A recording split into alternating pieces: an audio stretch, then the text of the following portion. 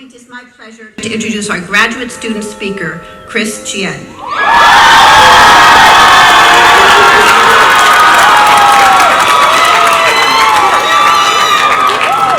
We're so happy to have a speaker from the rowdy part of the crowd. Chris Chien is a teacher candidate in the Gevirtz School's teacher education program. He's taught locally in the community, first at Cleveland Elementary as a literacy tutor, and now at Isla Vista Elementary as a student teacher. He hopes that as an elementary school teacher, he can be a positive male and Asian American role model in his community.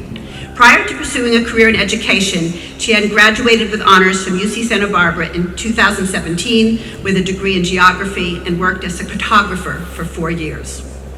In her recommendation for Chris to be a student speaker, Bethany Ellis, Chris's supervisor in the teacher education program, praised his strong sense of purpose, creative energy, and positivity, which have all been consistently present since the first day we met.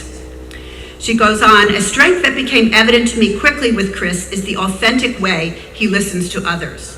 Not only does he want to listen to his students and colleagues, to establish relationships and connections, he also truly wants to understand them. As a teacher, this skill is such an asset, especially when Chris shows that he can use what he knows of his students to help make their learning visible and to adapt lessons to suit their needs. He cares deeply about representation and is pursuing teaching in part to be the positive role model for Asian American students that he didn't have himself. He shows up when those around him are hurting and brings his joyful spirit to even the most difficult of situations. Please join me in welcoming Chris Chien.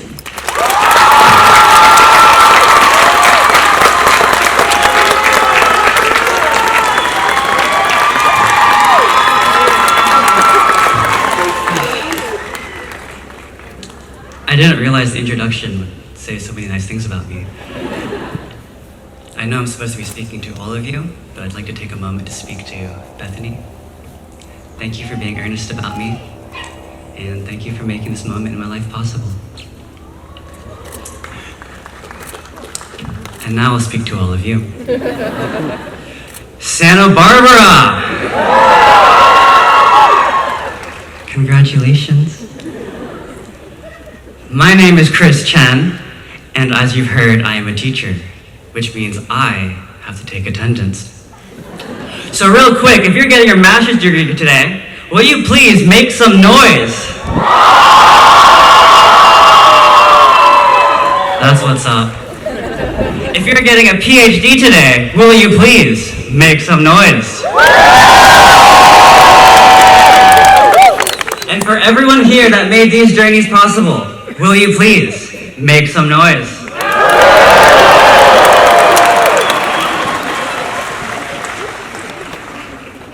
I would like today to be a day about gratitude and love.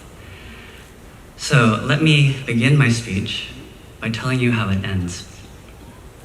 It ends with thank you and I love you.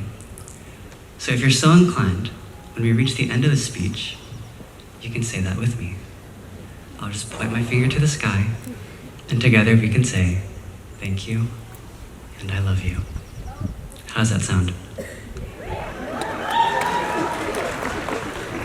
Then, without further ado, shall we? Antoine de Saint-Exupéry begins The Little Prince with a dedication to his best friend, Leon Werth.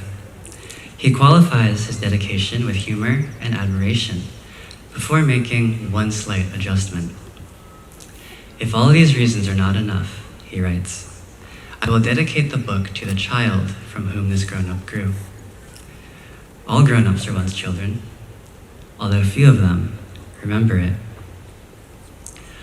My fellow graduates of the University of California, Santa Barbara, I have come to speak to the grown-ups that you are today in the hopes that I may reach the children that you once were, if, for no other reason than to center ourselves on this day and remember what it is that matters to us in this life. You have all shown a great deal of commitment to be sitting where you are now. I hope that you will allow yourself the space to feel pride in what you have accomplished. I do not say this lightly when I say, you deserve it. I have no doubt that every person that has touched your life in some way for you to be where you are now are so proud of how far you've come. How fortunate are we that many of the people that have touched our lives are in the audience today to celebrate this moment with us. As you move on from the commitments you have fulfilled at the university and begin to pursue the next ambitions of your life, I have but one request to ask of each of you. In whatever it is you do, in wherever it is you are, I kindly ask that you commit yourself to the human experience. This may at first come across as a strange thing to ask. After all, aren't we, by our very nature of being human, doing that? I've spent this past year teaching in a 5th grade classroom, where I've had the joy of reading to my 5th graders one of my most treasured books from childhood, The Phantom Tollbooth. In The Phantom Tollbooth, of the many things that Milo learns, he learns of the city of reality. The city of reality was a once beautiful and prosperous place. Its residents, however, became so preoccupied with getting from one place to another that they no longer paid attention to the things around them. Instead, they began to walk more and more quickly from place to place, with their eyes on their feet. Over time, unbeknownst to its busy residents, the city of reality withered away until it finally disappeared. And still its residents walked busily with their eyes on their feet. What might become of our human experience if we do not consciously tend to it? The values of our humanity that we so cherish, such as empathy or rational thought, exist because we continually choose to exercise and cultivate them.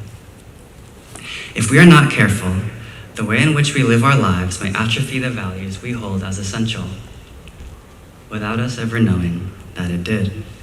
And still, we will walk busily with our eyes on our feet.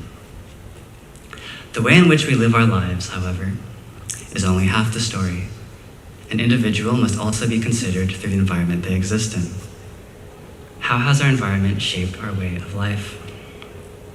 We live in a time where our lives are now splintered across a stream of digital and augmented worlds that favor facade, loudness, and immediacy.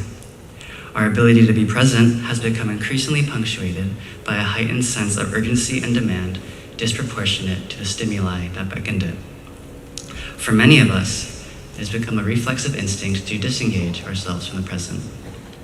For many of those growing up now, that is simply the de facto way of life. What do we risk losing if we are not careful with how we design our world? So, what kind of world will you help create?